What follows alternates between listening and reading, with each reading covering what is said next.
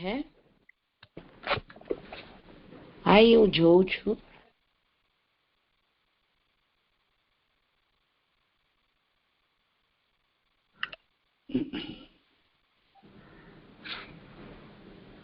ओम नमो यंत्राणम नमो सिद्धाणम नमो ऐर्याणम नमो वज्रायणम नमो लोहे सवसाहुणम मंगलम भगवान वीरो मंगलम गौतमो गणी मंगलम कुंद कुंदार्यो जैन धर्मोस्तु मंगलम ओंकार बिंदु संयुक्तम नित्यं जायन्ति योगिनः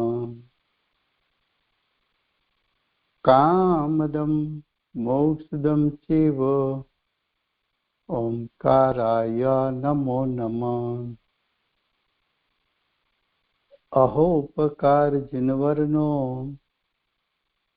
कुंदनो ध्वनि दिव्यनो जीन कुंद ध्वनियाप्या अहो आ गुरु काननो तुझ ज्ञान ध्यान नो रंग हमया दर्श रहो ओ शिव पद तक तुझ संग माता मात।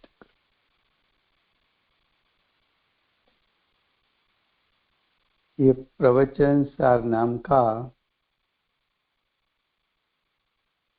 परम अध्यात्म शास्त्र है। भगवत कुंकुंदाचार्य देव ने मांगलिक करके प्रतिज्ञा की। प्रतिज्ञा में विशुद्ध दर्शन ज्ञान जिसमें मुख्य है, ऐसा चारित्र कि जिसका फल निर्वाण है, उसको कहने के लिए आचार्य भगवान ने प्रतिज्ञा की है।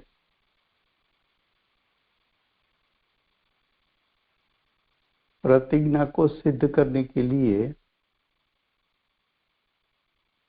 विशुद्ध ज्ञान शब्द में से ज्ञान तत्व प्रज्ञापन खोला। ज्ञान तत्व प्रज्ञापन में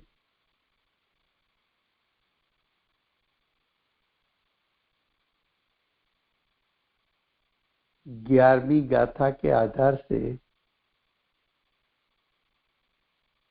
जो उपयोग का स्वरूप बताया, सदुपयोग और शुभ उपयोग,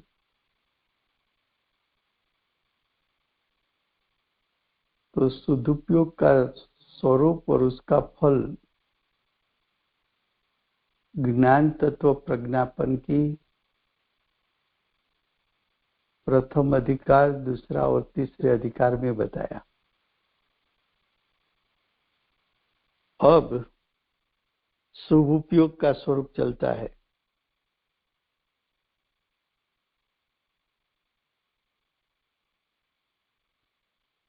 शुभ उपयोग का स्वरूप गाथा 76, उसका भावार्थ।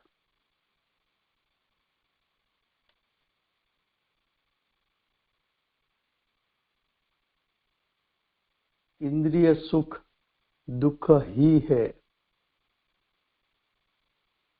क्योंकि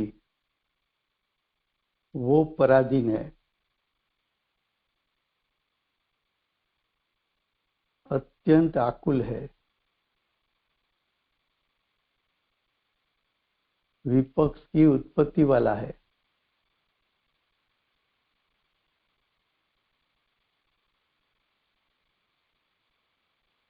परिणाम से दुस्सह है। और अत्यंत अस्थिर है। क्या कहा?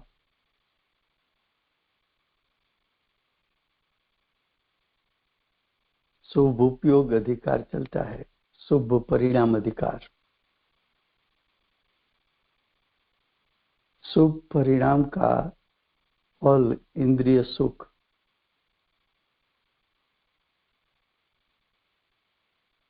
इंद्रिय सुख का अर्थ 5 इंद्रिय का अवलंबन लेकर 5 इंद्रिय के विषयों जो परद्रव्य है उसका आलंबन लेकर उसके भोगवटा करना और वो भोगवटा के परिणाम राग रूप परिणाम उसका आस्वाद लेना, उसको इंद्रिय सुख कहते हैं। फिर से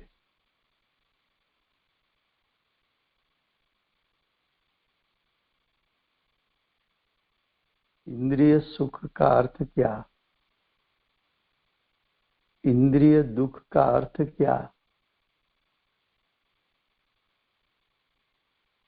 तो के शुभ परिणाम के फल में 5 इंद्रिय और उसका विषय, 5 इंद्रिय परद्रव्य, उसका अवलंबन लेना, वो परद्रव्य का अवलंबन हुआ। 5 इंद्रिय के विषय वो भी परद्रव्य। 5 इंद्रिय के विषय का भोगवटा उसमें भी परद्रव्य का आलंबन है। भोगवटा का भाव राग भाव या द्वेष भाव है।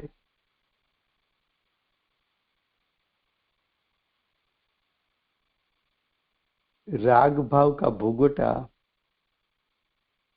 वो इंद्रिय सुख है। द्वेष भाव का भोगवटा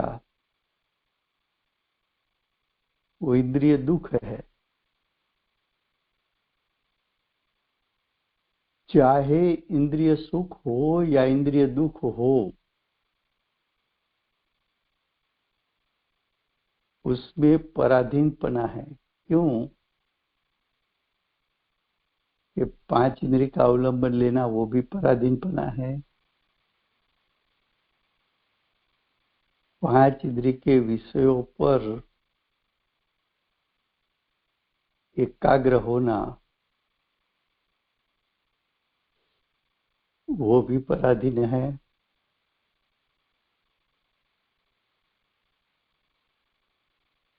वो भोगवटा में तल्लीनता करना, उसमें भी अत्यंत आकुलता उत्पन्न होती है। ये परद्रव्य का अवलंबन लेने से स्वभाव से विरुद्ध, स्वभाव शुद्ध, स्वभाव से विरुद्ध यानी विभाव, विभाव की उत्पत्ति होना।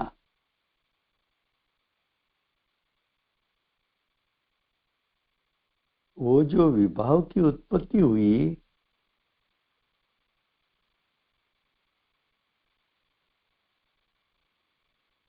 उसको वेदन में जब जीव लेगा तो वो वेदन वो सहन नहीं कर सकता। ये दुख के वेदन में स्थिरता भी नहीं कर सकता, आकुल व्याकुल हो जाता है।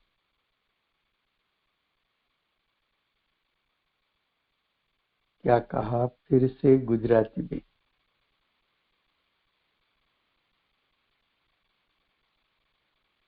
आचार्य भगवंते ભૂમિકાની 11મી ગાથામાં ઉપયોગના પ્રકાર બે બતાવ્યા, સદુપયોગ અને શુભ ઉપયોગ.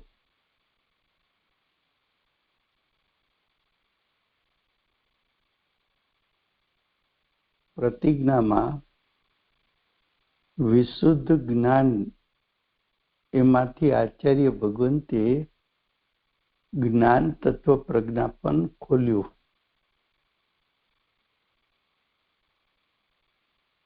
જ્ઞાન તત્વ પ્રજ્ઞાપનમાં પ્રથમ અધિકારમાં સદુપયોગનું સ્વરૂપ સમજાવ્યું અને એનું ફળ જ્ઞાન અને સુખ અધિકારમાં બતાવ્યું. હવે આચાર્ય ભગવંત શુભ પરિણામનું સ્વરૂપ બતાવે છે.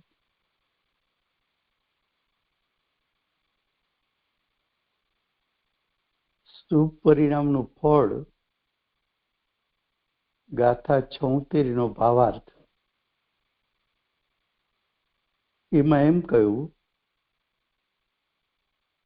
કે શુભભાવનું ફળ જે ઇન્દ્રિય સુખ છે એ ખરેખર તો દુઃખ જ છે.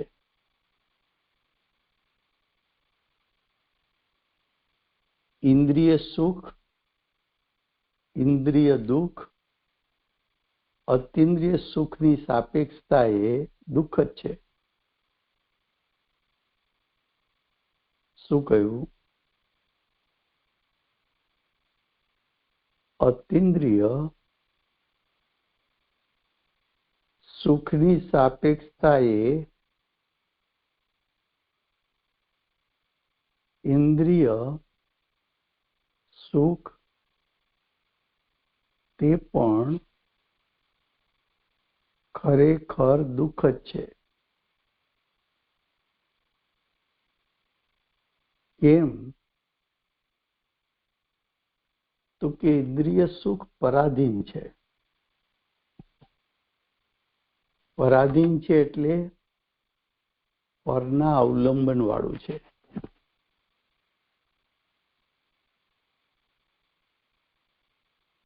પરાધીન છે એટલે પરના લક્ષ્ય ઉત્પન્ન થાય છે.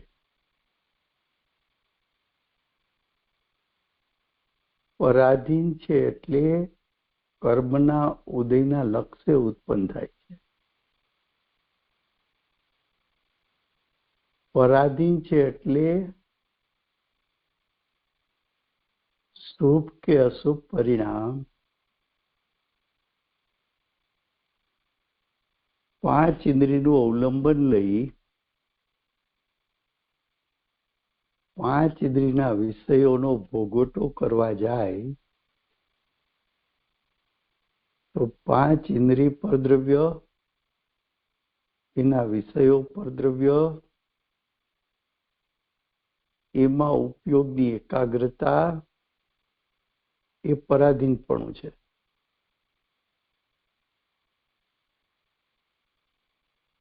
પાંચ ઇન્દ્રિયનું અવલંબન કે પાંચ ઇન્દ્રિયના વિષયોનું અવલંબન એટલે કે પરદ્રવ્યના ભોગવટાનો ભાવ. એ ભોગવટાનો ભાવ જો રાગ ભાવ હોય તો ઇન્દ્રિય સુખ છે, પણ પરમાર્થે ઇન્દ્રિય સુખ તો દુઃખ જ છે.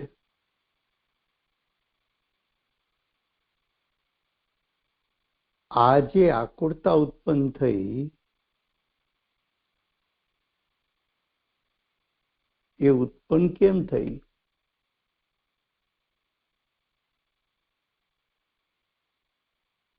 તો કે શુભ અશુભ ભાવ જીવના સ્વભાવથી વિરુદ્ધ પ્રકારનો ભાવ છે, વિરોધી ભાવ છે. एवा शुभाशुभ भावनी उत्पत्ति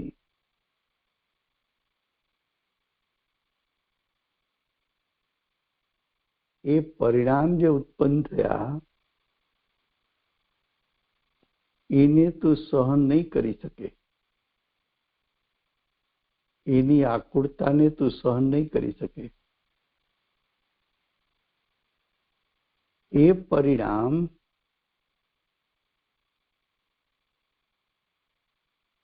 अत्यंत अस्थिर है। जे परिणाम परना लक्ष्य तने सुखदायक लाग्या ए थोड़ा ज समय में एज परिणाम तने दुखदायक लागे એટલે અત્યંત અસ્થિર છે।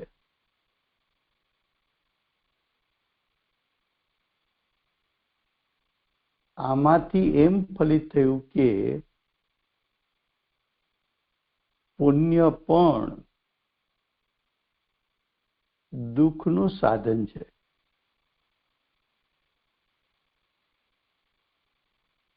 जिस पुण्य के फल में धन आया था वो धन चला गया।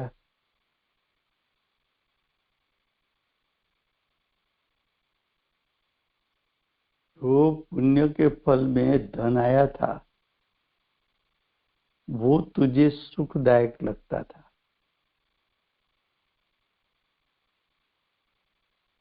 लेकिन पुण्य पलट गया,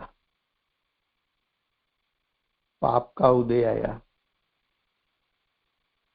इनकम टैक्स का रेड पड़ा, पैसा चला गया, किसी ने तेरे साथ फ्रॉड किया,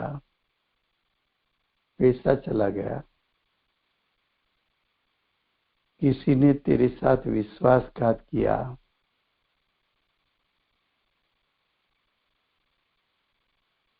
तो के जो पुण्य किया था वो भी तेरा था, पाप किया था वो भी तेरा था। पुण्य के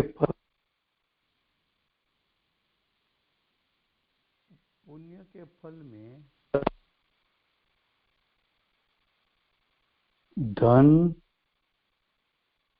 उसके समय जो आना है वो आता है, और पाप के समय पर धन जाएगा। वो परद्रव्य तो है,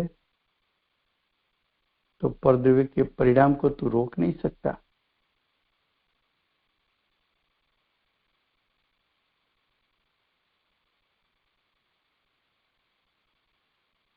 संपत्ति आई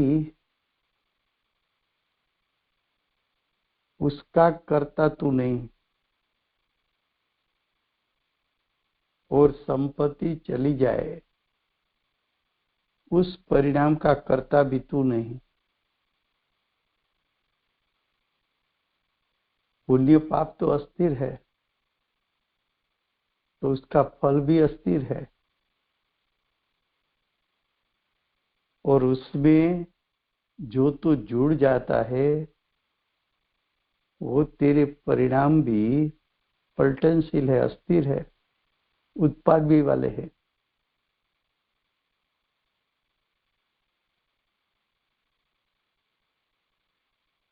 तो पुण्य हो कि पाप हो,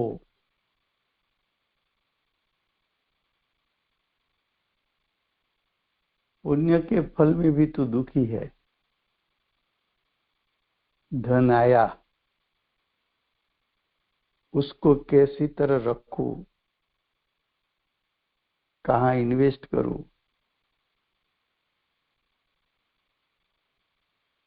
उसकी संभाल कैसे करूं, इसमें चला न जाए।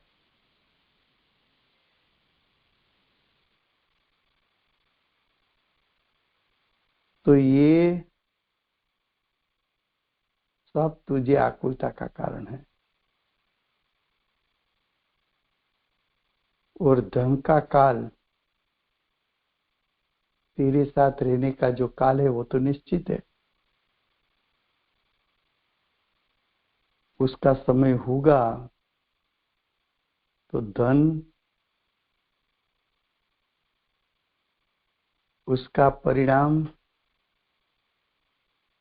जो होने वाला है वो होगा। तो धन रहे या चला जाए तेरे बस की बात नहीं। अब गाथा 77,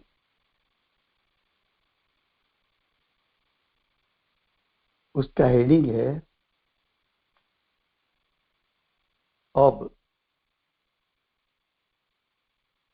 अब का अर्थ है कि अगली गाथा में हम सिद्ध कर चुके हैं कि पुण्य भी दुख का कारण है। पाप तो दुख का कारण है ही, पुण्य भी दुख का कारण है।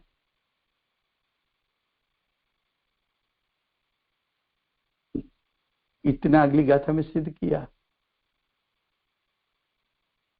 अब यानी अगली गाथा के साथ अनुसंधान करके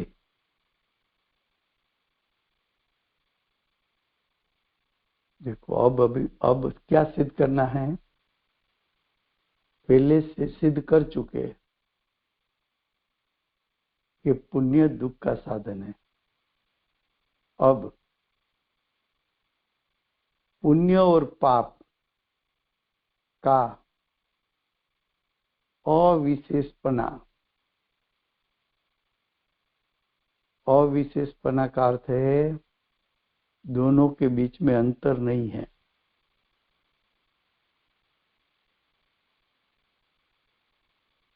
दोनों के बीच में अंतर नहीं है।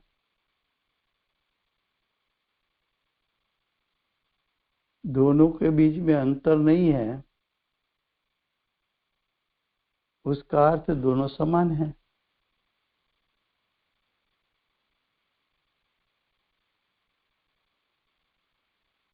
तो पुण्य और पाप दोनों समान है, उसको निश्चित करते हुए पुण्य पाप दोनों समान है ऐसा निर्णय करना, ऐसा श्रद्धान करना।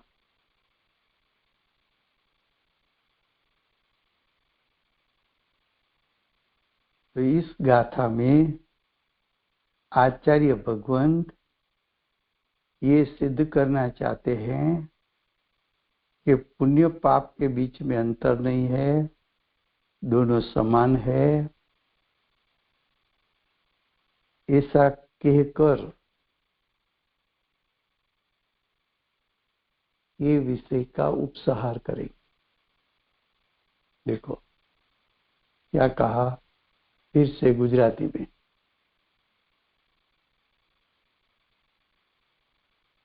76 ગાથામાં આચાર્ય ભગવંતે સિદ્ધ કર્યું કે પુણ્યનું ફળ પણ દુઃખ જ છે, પાપનું ફળ તો દુઃખ છે પણ પુણ્યનું ફળ પણ દુઃખ છે।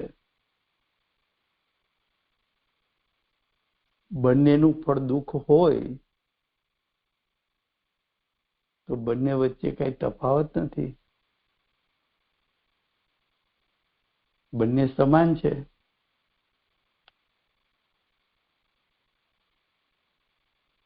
બંને વચ્ચે બેપણું નથી। અવિશેષપણું એટલે બેપણું નથી, બેપણું નથી એટલે દ્વૈત નથી।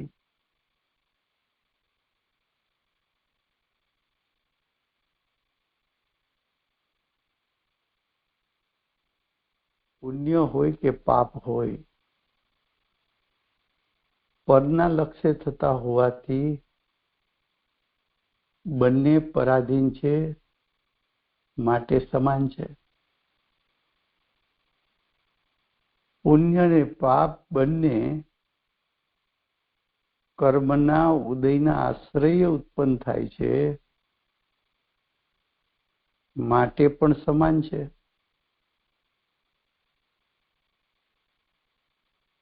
પુણ્ય ને પાપ બંને સ્વભાવથી ચ્યુત થવાથી ઉત્પન્ન થાય છે, માટે પણ સમાન છે.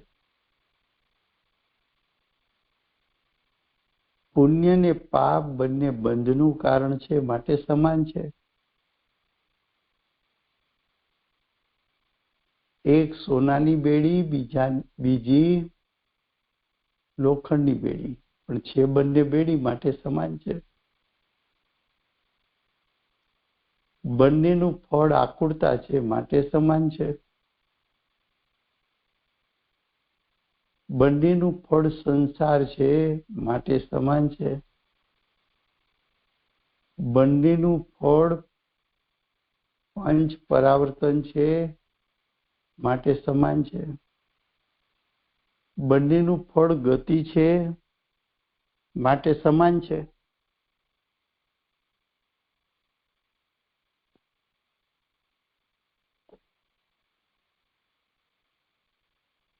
આવું આચાર્ય ભગવંતે અહીંયા સિદ્ધ કરવું છે. તો ગાથા 77. નહીં માનતોય રીત પુણ્ય પાપ માન વિશેષ છે, તે મોહથી આચન્ન ઘોર અપાર સંસારે પમે. અન્વયાર્થ.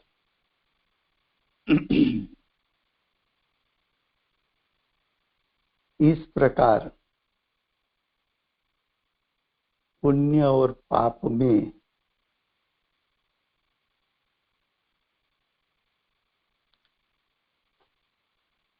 अंतर नहीं है.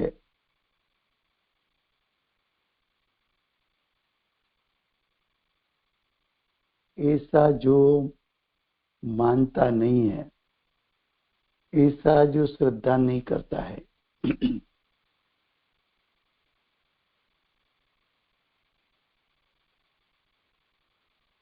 वो मोह आच्छादित पुण्य पाप दो के बीच में अंतर नहीं किया,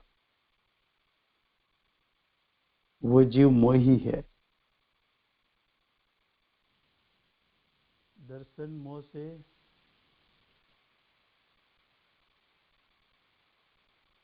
आच्छादित है. मोहाच्छादित होता हुआ घोर अपार संसार में घोर अपार यानी अनंत भव संसार यानी चार गति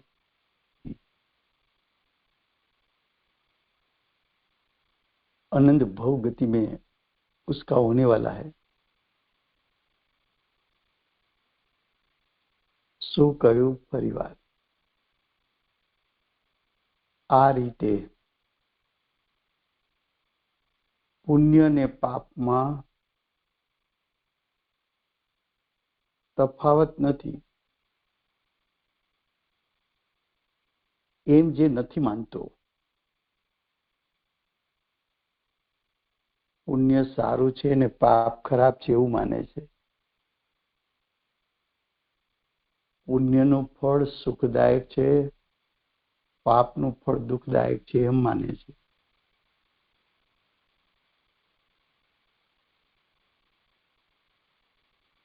મોહથી ભીંજાયેલો છે.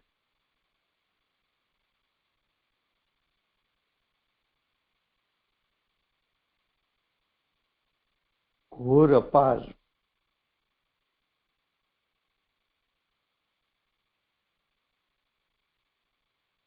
घोर दुखदायक,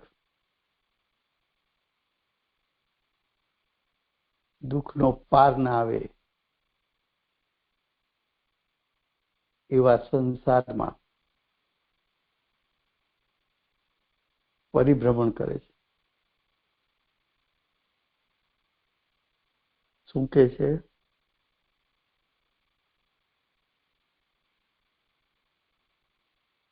પુણ્ય અને પાપ,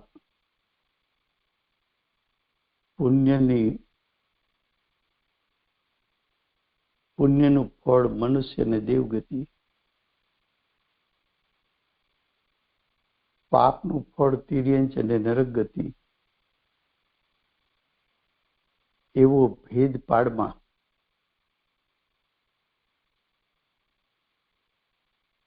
મનુષ્યને દેવગતિ પણ ગતિ છે. એ ગતિ પણ દુઃખદાયક છે.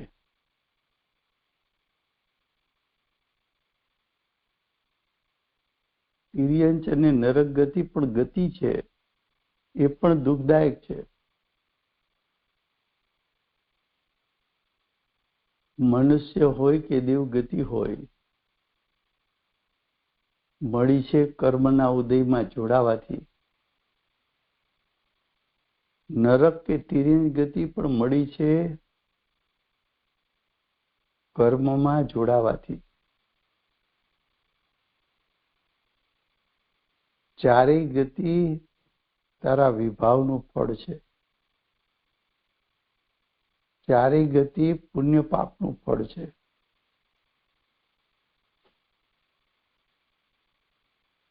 પાંચ પ્રકારના પરિભ્રમણ તારા પરિણામ શુભાશુભ એનું જ ફળ છે.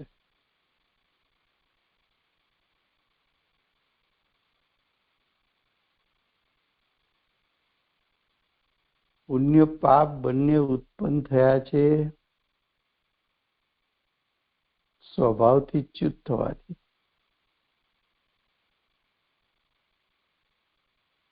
પુણ્ય હોય કે પાપ હોય, એનાથી મોક્ષની પ્રાપ્તિ થઈ શકતી નથી. પુણ્ય પાપ બંને છે તો વિભાવ, છે તો વિકાર, છે તો અશુદ્ધ પરિણામ. બંને પરિણામ જીવના સ્વભાવને શોભે તેવા નથી. બંને પરિણામ વિતરાગતાના ઘાતક છે.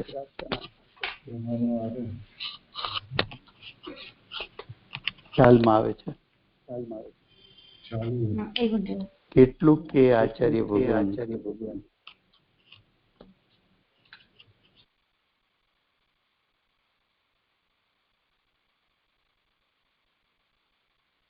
देखिए टीका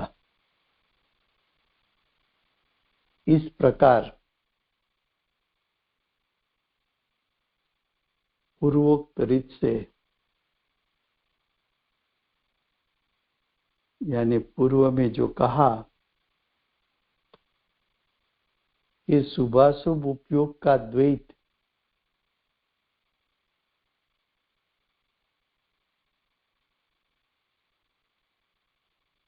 उपयोग का दो भेद होता है, शुद्ध उपयोग और अशुद्ध उपयोग. अशुद्ध उपयोग का दो भेद होता है, शुभ उपयोग अशुभ उपयोग. अगर तू शुभ अशुभ उपयोग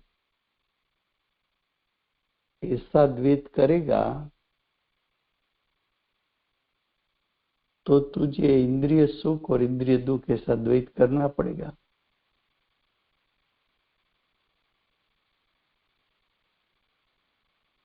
तो शुभ अशुभ का द्वैत किया,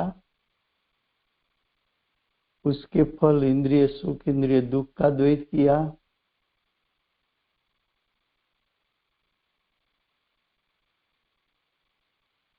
शुभ अशुभ का द्वैत किया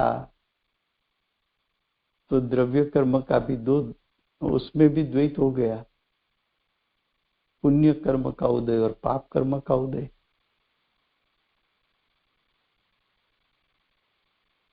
लेकिन शुभ अशुभ भाव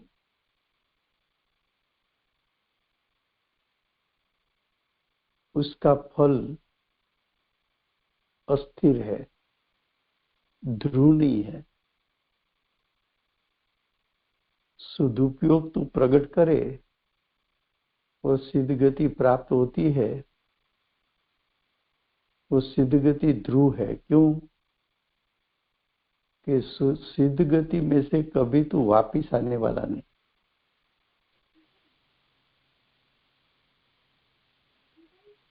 चार गति तो अध्रुव है, ध्रुव नहीं है।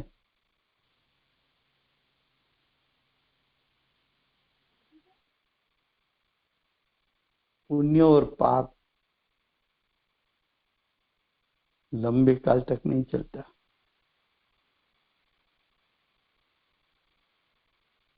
दोनों में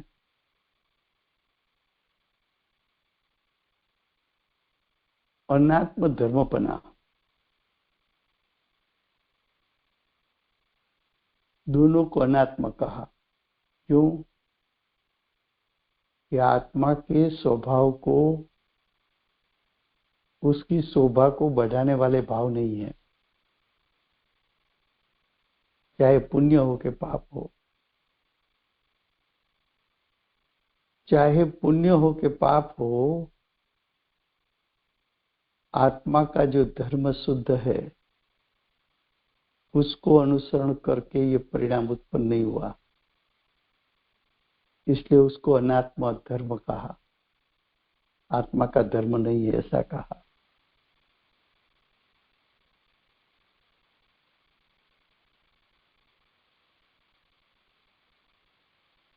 जो शुभ शुभ भाव उत्पन्न हुआ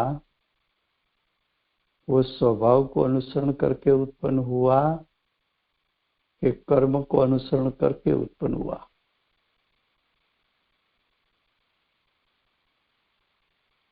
स्वभाव की स्थिरता के कारण पुण्य पाप उत्पन्न हुआ कि स्वभाव से च्युत हुआ इसलिए उत्पन्न हुआ। पुण्य पाप स्व का लक्ष्य करने से उत्पन्न हुआ कि पर का लक्ष्य करने से उत्पन्न हुआ।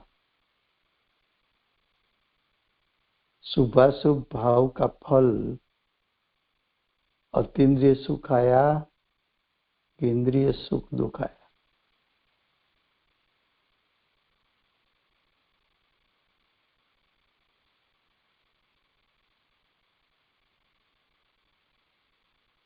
फिर से गुजराती में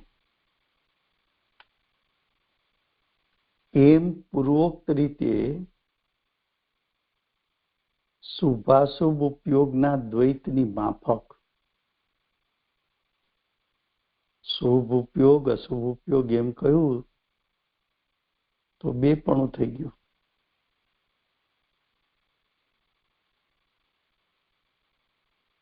હવે જો શુભ અશુભ બેપણું છે એવું તું શ્રદ્ધાન કરે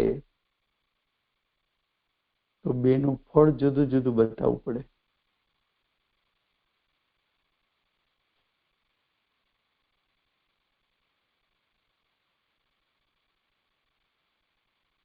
તો શુભ અશુભ ઉપયોગ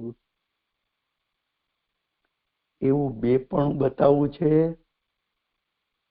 કે ઉપયોગ શુભ હોય કે અશુભ હોય બંને અશુદ્ધ ઉપયોગ છે એમ કેવું છે।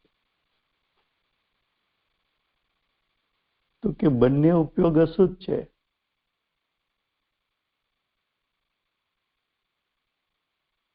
બંનેનું ફળ જુદું જુદું બતાવવું છે કે બંનેનું ફળ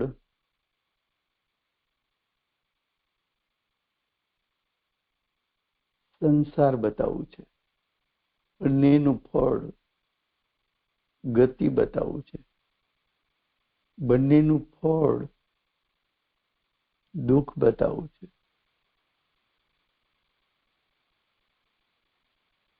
બંનેનું ફળ સંસાર બતાવવું છે.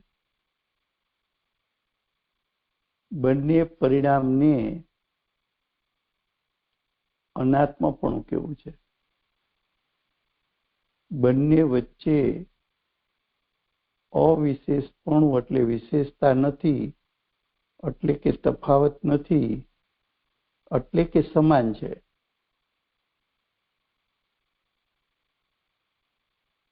બંને વચ્ચે દ્વૈત કરવું જ નથી, બે વિભાગ કરવા જ નથી.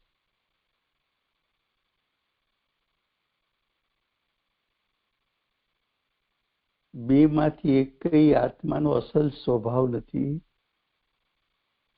બેમાંથી એકઈ આત્માના સ્વભાવને અનુસરીને ઉત્પન્ન થયા નથી.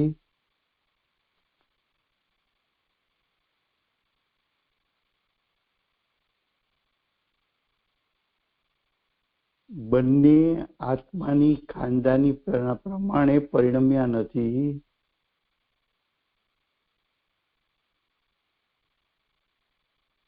બંને નું ફળ આકુળતા છે.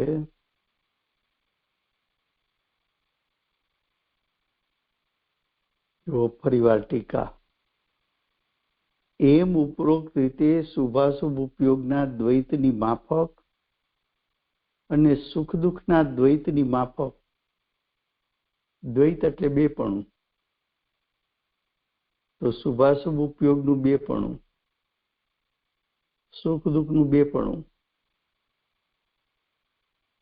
તો કે ખરેખર બેપણું ત્યાં ટકી શકતું નથી. કેમ કે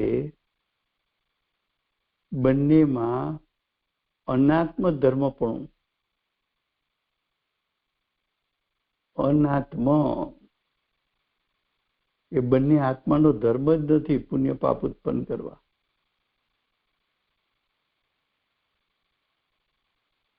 અવિશેષ એટલે કે બંને વચ્ચે વિશેષપણું નથી, તફાવત નથી, એટલે સમાન છે.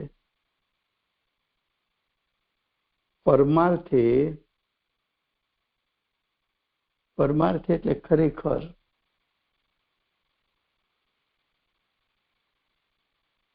પરમાર્થે એટલે વાસ્તવિકપણે. ખરેખર જેમ શુભ ઉપયોગ અને અશુભ ઉપયોગ રૂપ દ્વૈત હયાત નથી, બેપણું વિદ્યમાન નથી. હયાત એટલે વિદ્યમાન, વિદ્યમાન નથી. જેમ સુખ અને દુઃખરૂપ દ્વૈત હયાત નથી, તેમ પુણ્ય અને પાપરૂપ દ્વૈત પણ હયાત નથી. કારણ કે પુણ્ય અને પાપ બંને આત્માના ધર્મ નહીં હોવાથી નિશ્ચયથી સમાન જ છે. क्या कहा? देखो,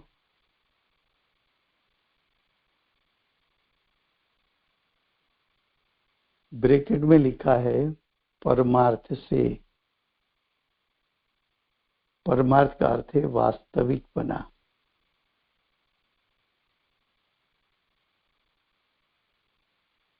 वास्तविकपने जिस प्रकार शुभ उपयोग और अशुभ उपयोग, शुभ उपयोग रूप और अशुभ उपयोग रूप द्वैत विद्यमान नहीं है,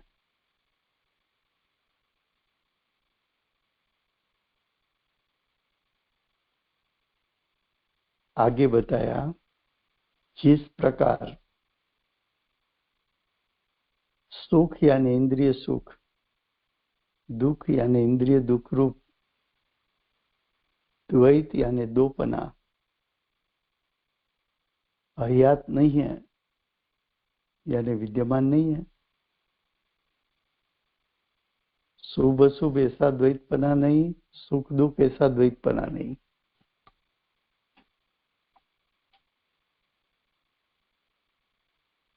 उसी प्रकार पुण्य और पाप रूप द्वैत भी हयात नहीं. क्योंकि पुण्य और पाप दोनों आत्मा का धर्म नहीं। आत्मा का धर्म नहीं यानी आत्मा स्वभाव से तो शुद्ध है। पुण्य पाप तो योग्यता है, वो स्वभाव नहीं है। पुण्य पाप दोनों क्या है? योग्यता है,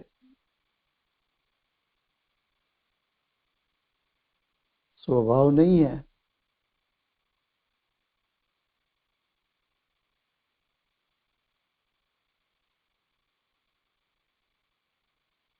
इसलिए पुण्य और पाप दोनों समान है। ऐसा होने पर भी जो जीव उस दोनों में यानी शुभ अशुभ दोनों में सुवर्ण की बेड़ी और लोखंड की बेड़ी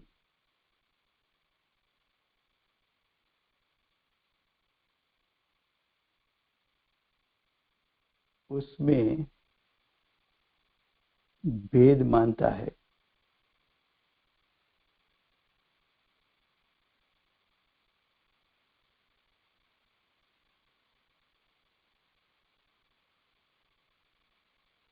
जो पुण्य पाप में भेद मानता है वो सदुपयोग का तिरस्कार करने वाला है। यानी उसको सदुपयोग का स्वीकार नहीं।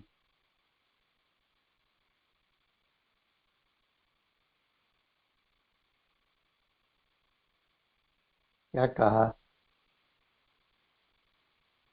कि दोनों में अंतर करना है।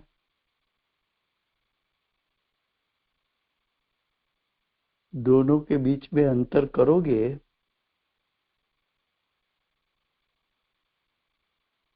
तो सोने की बेड़ी भी बंधन को प्राप्त कराती है, लोहे के भी बंधन को प्राप्त कराती है। सच्चे देव शास्त्र गुरु का आराधन किया, पुण्य का बंध हुआ। पुण्य का बंध हुआ ऐसा कहा।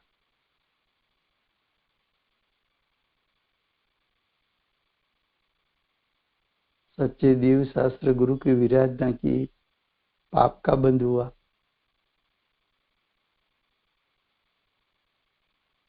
दोनों में हुआ तो बंधन, दो में से मुक्ति तो नहीं हुई। फिर भी पुण्य पाप दो के बीच में अंतर नहीं है, ऐसी दृढ़ मान्यता नहीं की।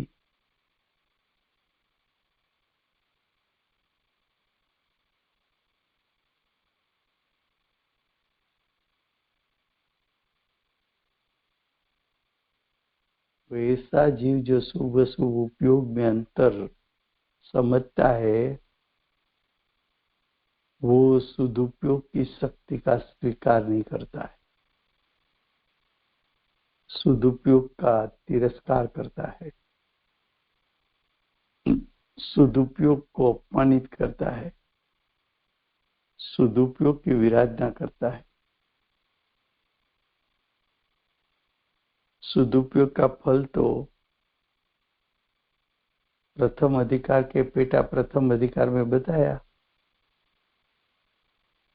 कि उसका फल तो अर्यंत और सिद्ध पद है और शुभ शुभ उपयोग का फल तो चार गति है।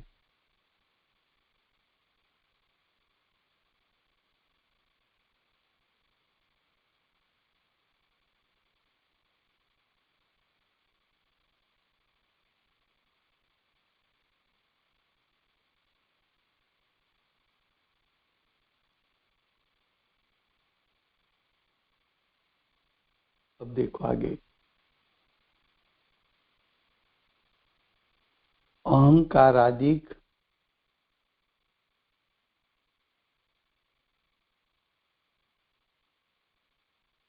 अहंकार आदिक, उसका अर्थ फुटनोट में किया है पंडित जी ने कि पुण्य और पाप में अंतर होने का मत ऐसा अज्ञानजन्य भाव अज्ञानी का अज्ञान है, अज्ञानी के अज्ञान में से निकला क्या निकला?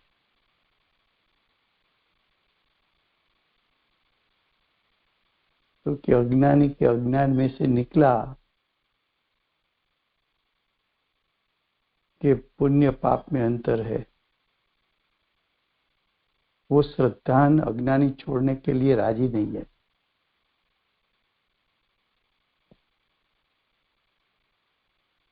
देखो, रोज 5-10 हजार की इनकम होती हो, उसके स्थान पर 2-5 लाख की इनकम हो जाए तो अच्छा लगता है कि बुरा लगता है? तो पुण्य का फल तो अच्छा लगा। घर में 50 तोला सोना है और पति दूसरा 50 तोला लाया, साथ में डायमंड का सेट लाया,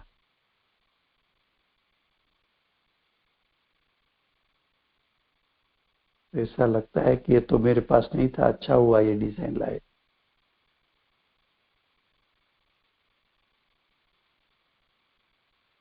वो पुण्य के फल में कुछ परिग्रह आया?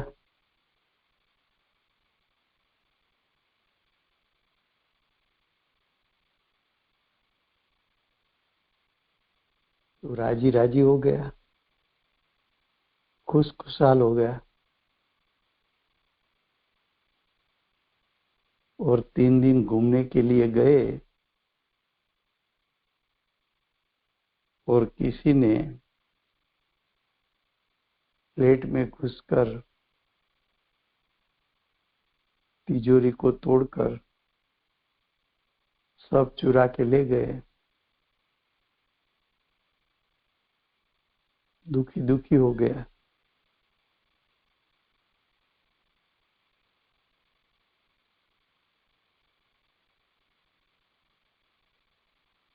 पुण्य के फल में पर पदार्थ आए, संयोग में आए, ये तो पर तुझसे भिन्न है, उसका द्रव्य क्षेत्र कालभाव सब भिन्न है। वो अचेतन पदार्थ है, तू चेतन है। पर पदार्थ को तू स्पर्श नहीं कर सकता, पर पदार्थ का तू मालिक नहीं बन सकता, पर पदार्थ तेरे हो नहीं सकते। ये सब सुना है, फिर भी और पदार्थ संयोग में आए, उसी समय उसमें हूं पना स्थापित कर दिया।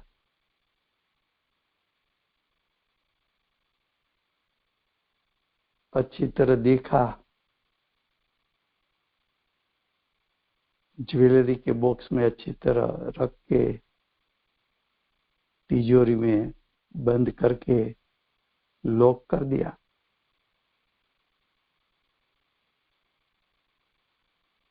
ये मेरा है, अहंकार किया। था पुण्य का फल, था घाती कर्म का फल, था संयोग, था पर पदार्थ, था जीव, આ पुद्गल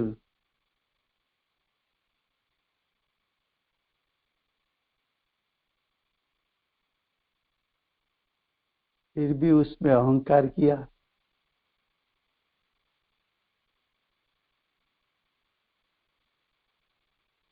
उसका मालिक बन बैठा।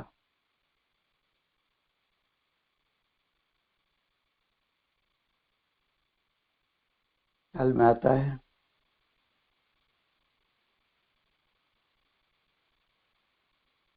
શું કહ્યું?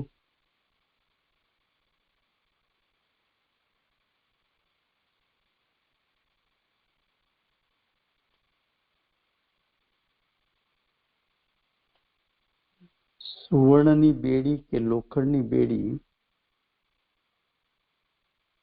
બંને માણસને બાંધે છે।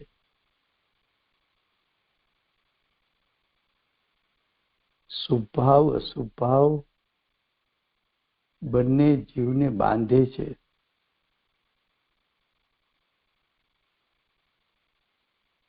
તેમ છતાં એમાં અહંકાર કરે છે, હું પણ કરે છે।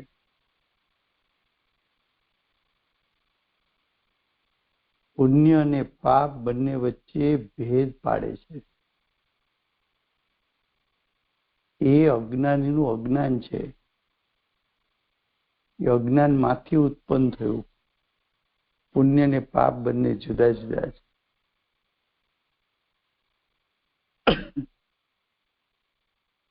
પુણ્યના ફળમાં બાહ્યમાં વસ્તુ મળી, સંયોગ પ્રાપ્ત થયો, તેમાં ખુશ ખુશ થઈ જાય।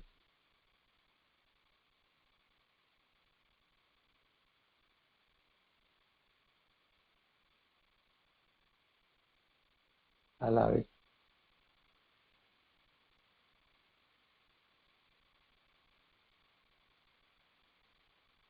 એ કર્મના ઉદયમાં રંગાઈ જાય છે, મલિન થઈ જાય છે। વિકાર વિભાવ ઉત્પન્ન થયા, એનાથી રંગાઈ ગયો, વિકૃત થઈ ગયો।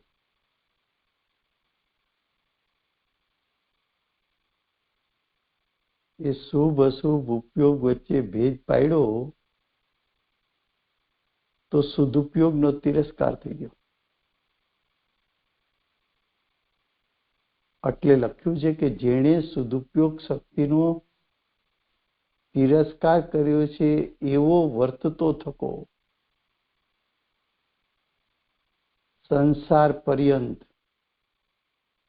એટલે કે જ્યાં સુધી આ સંસારમાં તારું અસ્તિત્વ છે ત્યાં સુધી, સંસારમાં છો ત્યાં સુધી સદાય શારીરિક સુખ દુઃખ ને વેદે છે, અનુભવે છે।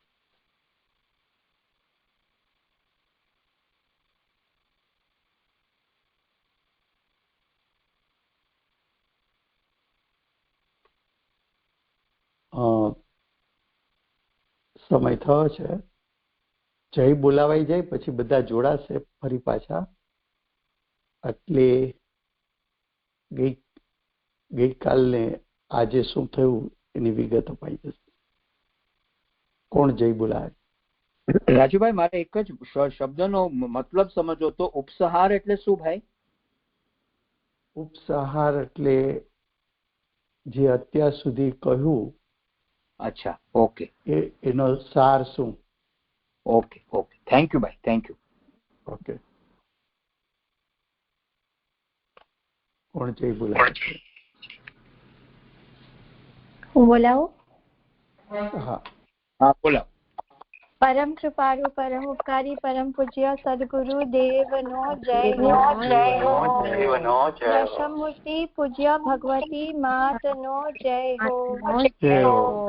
જીનાની માત જય હો।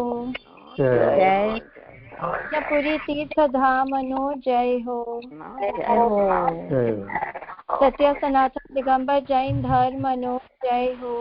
जय हो 1008 सूर्य कीर्ति भगवान नो जय जयकार जय जयकार जय जयकार।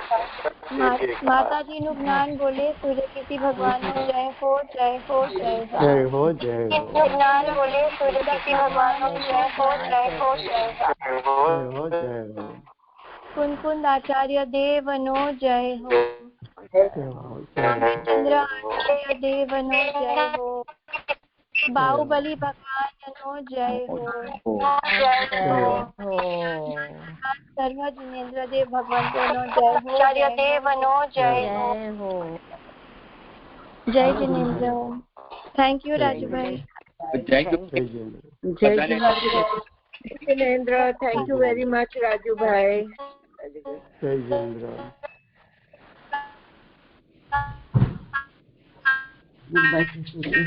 देवन